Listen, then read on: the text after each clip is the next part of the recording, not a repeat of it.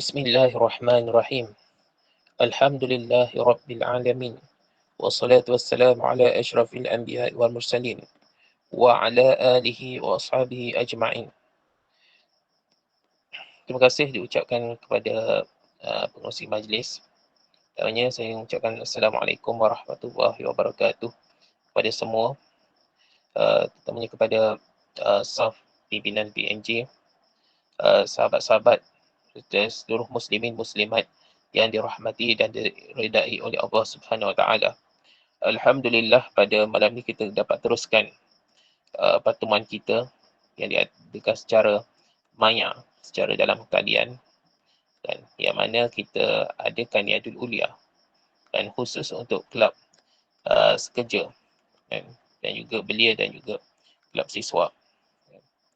Dan untuk slot saya dan untuk slot saya, insyaAllah saya untuk siri-siri akan datang saya lebih menyentuh berkaitan tentang dunia Islam pada hari ini, dunia Islam hari ini, dan tajuknya lebih luas, temanya lebih luas, kan, supaya kita nampak apa yang terjadi pada dunia Islam pada hari ini, kan, agar kita faham dan kita tahu kan apa yang terjadi kepada saudara-saudara kita kan di sekeliling kita, kan, sama dalam negara dan juga di luar negara lah, kan. Dan kita juga dalam kita menyebut tentang dunia Islam pada hari ini, kan, pada hari ini kita masih lagi, kan, kalau sahabat-sahabat semua masih lagi ambil cakna, kan, bagaimana nasib saudara-saudara kita, kan, di Palestin, kan, yang mana saudara-saudara kita di Palestin telah dibedil, kan, telah terjadi satu genocide, penghapusan etnik yang besar-besaran, kan. Dah hampir memasuki setahun, kan, 365 hari, tinggal beberapa hari lagi, dah setahun lebih kurang lah, kan, yang mana angka korban yang syahid telah melebihi 40,000 orang inilah rakyat Palestin itu sendirilah, kan, yang mana dia dibedil oleh Israel, kan, Israel dan sekutu-sekutunya, kan. Dan walaupun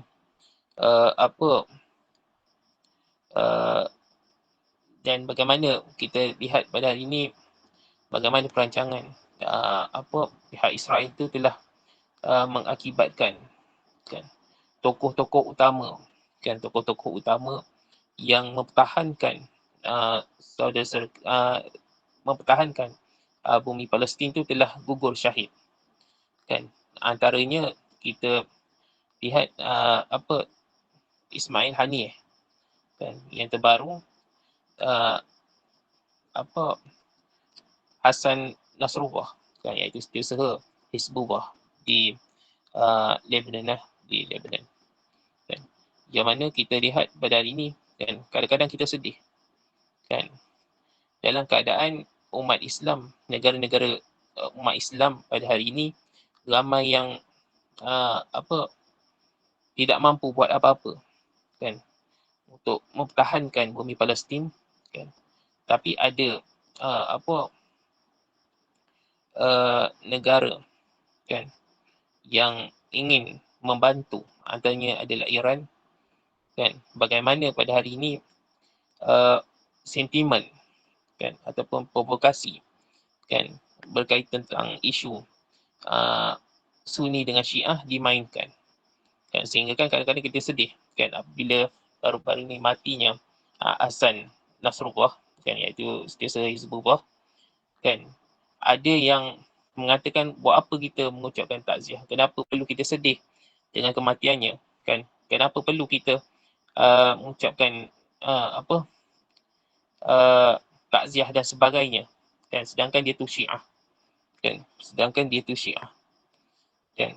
Tanpa kita sedar, sebenarnya kita sendiri telah terperangkap di dalam perancangan musuh untuk kita ni, apa uh, sebabkan perbezaan mazhab, kita bergaduh sesama ahli kiblat, kan, ahli kiblat, kan, kita bergaduh sehingga kan kita tidak mampu untuk menghormati kematian tokoh-tokoh ni lah, apa, orang yang tidak sealiran dengan kita, tapi mempunyai misi yang satu, iaitu untuk bersama mempertahankan bumi Palestin itu sendirilah.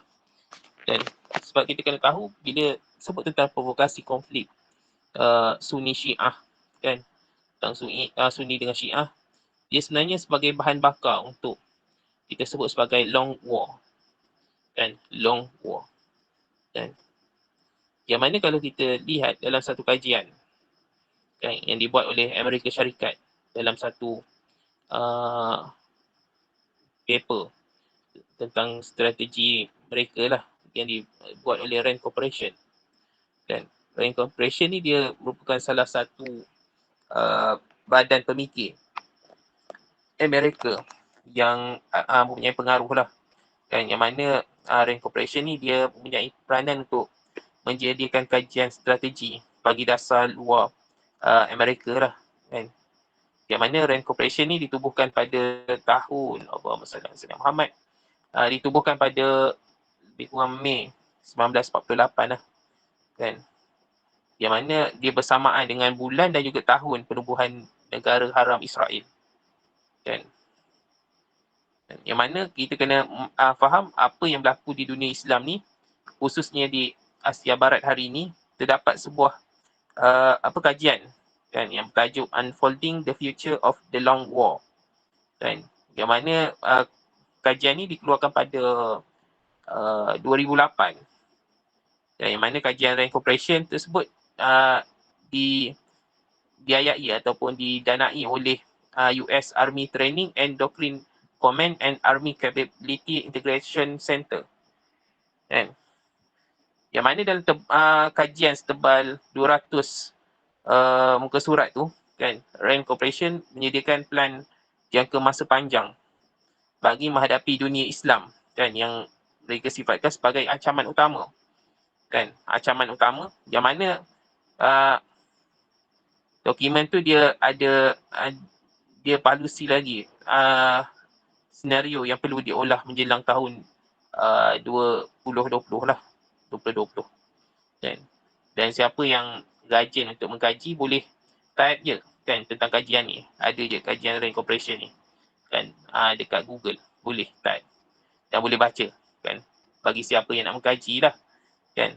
Sebab kenapa selalunya mereka ni bila dia buat kajian dan benda tu telah dipublishkan di laman web, maksudnya benda tu sedang berjalan dan juga telah berjaya, dan ada planning dia telah berjaya, dan dia tahu kelemahan umat Islam, kan, orang Islam, kan, yang mana sebahagian besarnya malas untuk mengkaji dan hanya menerima apa yang disuapkan oleh media-media yang kita tengok hari ni lah, sama ada di berita-berita ataupun di laman web, kan, yang sepatutnya lah, kan. Dan siapa yang belajar tentang marketing tahulah bagaimana algoritma tu dia main peranan untuk mengawal suapan berita yang ingin diberikan kepada kita lah, kan.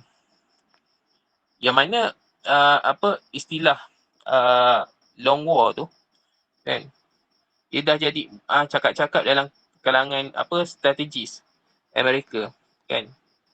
Antaranya adalah General John Zaid sejak 2004, kan, yang mana Amerika tu dia cukup terkenal dengan aplikasikan kaedah dia pertahanan yang terbaik adalah serangan, kan. Seperti yang itulah diutarakan oleh Huntington, Amerika yang perlu berdepan dengan Islam setelah kekalahan Soviet Union pada era perang dingin dululah, kan.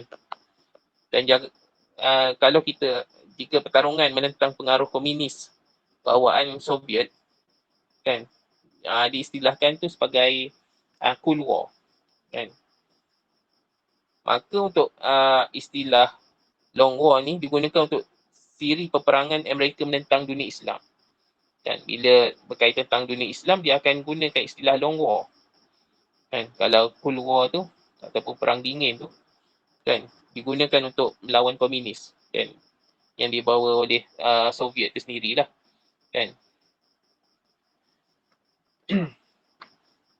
Dan apa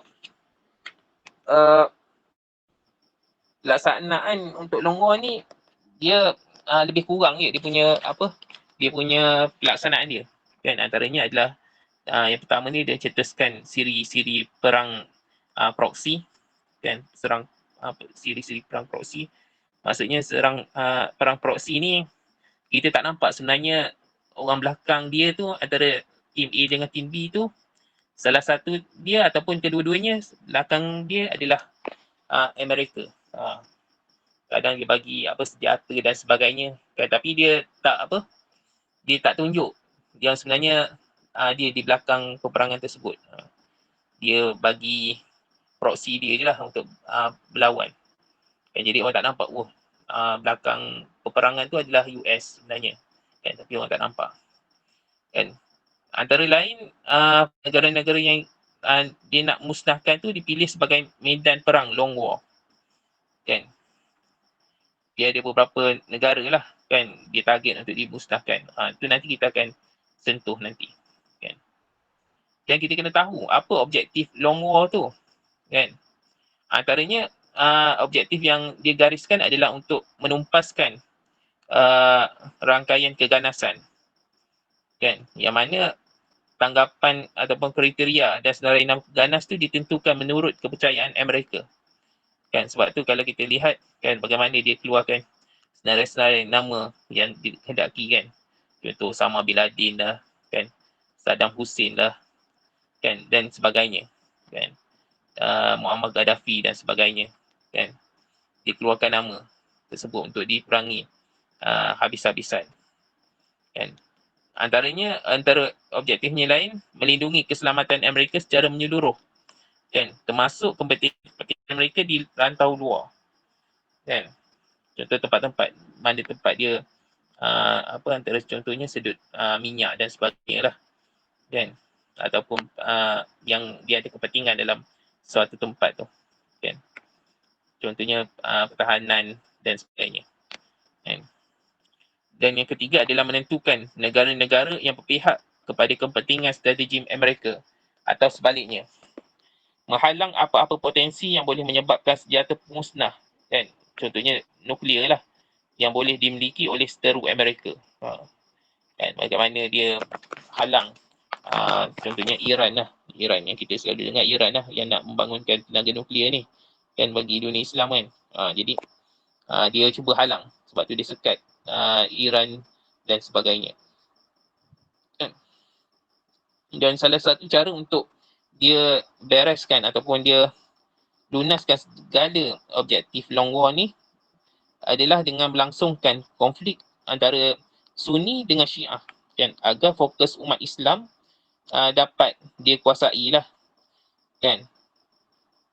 Sedangkan semangat umat Islam yang berani mati berperang dapat dimanipulasi agar dia tetap menguntungkan kepentingan Amerika, kan. Itu dapat kita lihatlah pada hari ini, kan. Dalam keadaan isu Palestin pada hari ini, bagaimana negara-negara yang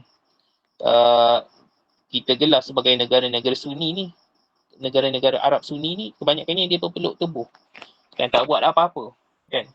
Sehingga kan ada keluar satu statement pemerintah dalam kalangan negara Arab tu, dia mengatakan lebih baik aku ambil berat tentang negara aku berbanding aku mengambil berat isu-isu Palestin.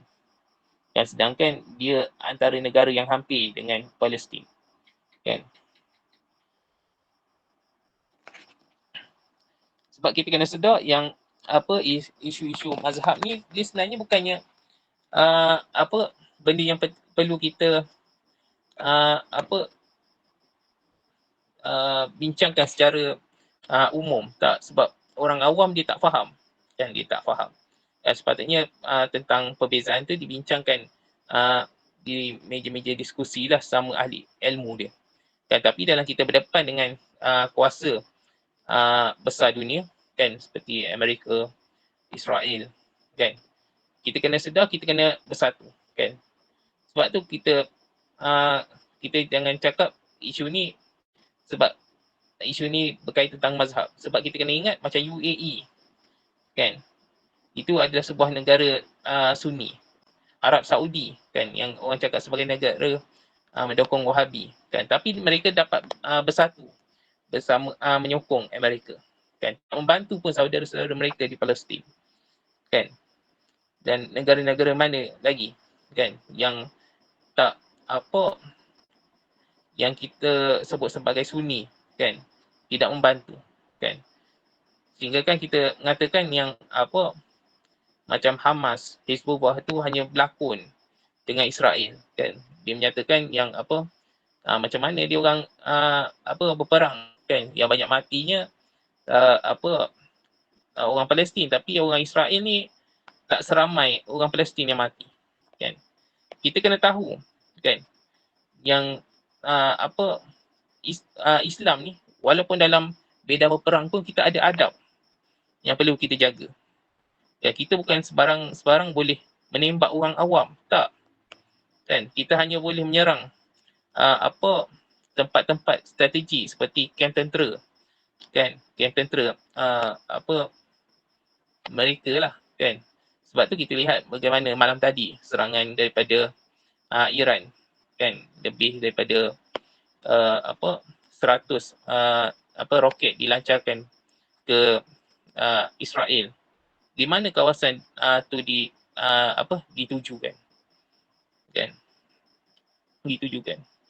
Dan kita kena tahu dalam Islam sendiri ada adab-adab berperang. Antaranya kita tak boleh menyerang orang yang berada di dalam rumah-rumah ibadat, kan, tak boleh menyerang hospital-hospital dan sebagainya, kan. Itu adalah adab-adab ikut oleh pejuang-pejuang Islam di sana lah, kan. Itu kita kena tahu. Dan walaupun Israel tidak mengikut pun, walaupun benda tu ada dalam piagam piagam PBB, kan, tapi mereka langgar aja, kan, mereka langgar, kan. Sebab tu kalau kita lihat sejarah, kan, kan, kuasa barat ni dia sedar, dan dalam komuniti umat Islam ni ada beberapa elemen yang dia boleh ambil manfaat, kan, supaya umat Islam ni berperang antara satu sama lain, kan. Sebagai contohlah, kan, dahulu British, kan, mengapikan sentimen bangsa, kan, antara Arab dan Turki bagi dia meledakkan revolusi, kan, sesama umat Islam untuk menghalau Uthmaniyah dari wilayah-wilayah Arab, kan, wilayah-wilayah Arab, kan. Sehingga kan ada slogan tanah Arab untuk bangsa Arab, kan. Sehingga kan dia menghalau Uthmaniyah, kan. Dan kalau kita lihat pada hari ini, mereka dia orang panggil eksploitasi, dia eksploitasi isu ataupun sentimen Sunni Syiah, kan, untuk merasuk umat Islam agar berperang sama sendiri, kan, dan seterusnya memberi ruang selesa kepada survival Israel, kan. Apa yang berlaku di Asia Barat sejak ledakan Arab Spring, kan, merupakan tragedi bagaimana umat Islam dipertembungkan dengan pelbagai berbagai cara, kan, yang mana hakikatnya telah perkara apa yang berlaku pada hari ini telah diingatkan awal oleh Said Qutb dalam bukunya yang bertajuk As-Salam Al-Alami wal Islam. Telah mengingatkan, Said Qutb mengatakan akan berlakunya peperangan, iaitu Amerika di Turki, Iran, Iraq, Syria, Mesir dan Selatan Afrika. Ia juga melanda Pakistan, Afghanistan serta telaga-telaga minyak di Iraq, di Iran dan juga dunia Arab, kan.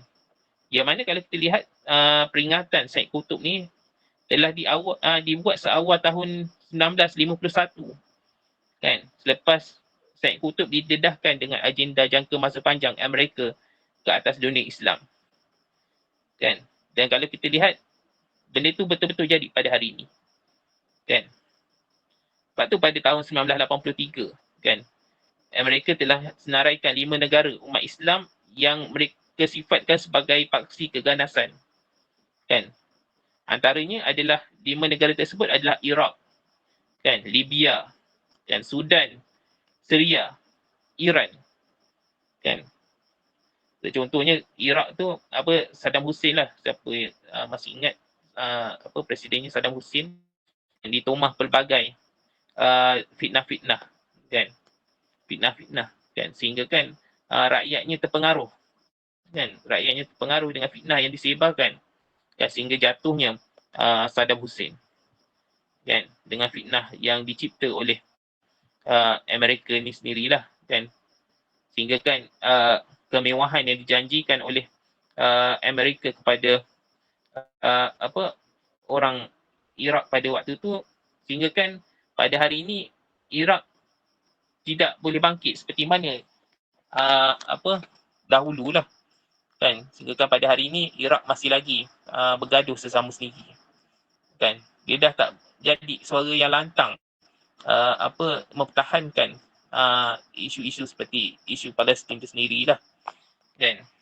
bagaimana Libya, kan, Muammar Gaddafi dan sebagainya, kan, kita lihat pada hari ini, kan, dijatuhkan disebabkan fitnah-fitnah yang telah dibuatlah, kan, walaupun mereka ada kelemahan mereka sendiri, kan, tapi kita ada benda yang perlu kita utamakanlah, kan, yang mana kelima-lima negara ni, kan, semua negara yang disenaraikan tu telah berjaya dimusnahkan kekuatannya ketika Arab Spring, kan, kecuali Iran yang masih berbaki, kan. Dan sekalipun negara-negara yang musnah tu diperintah oleh para diktator, kan, tapi aspirasi mereka tidak mendukung secara penuh Israel sentiasa diawasi oleh kuasa barat, kan, sama ada ia didorong oleh kesedaran Islam atau sekurang-kurangnya semangat kebangsaan Arab, kan, ia tetap dianggap sebagai ancaman ke atas Israel itu sendirilah, kan. Dan saya rasa sekadar tu sajalah apa perkongsian saya pada hari ini, kan, yang mana untuk tajuk apa provokasi konflik Sunni dengan Syiah ni, kan, dia boleh kata panjang lah, kan, tapi itulah saya cuba ringkaskan lah, kan, tapi mungkin kita akan sambung pada pertemuan akan datang, dan mungkin kita sentuh tentang sejak bila Iran dipulaukan, kan, untuk kita faham tentang isu yang terjadi pada dunia Islam pada hari ini lah, kan.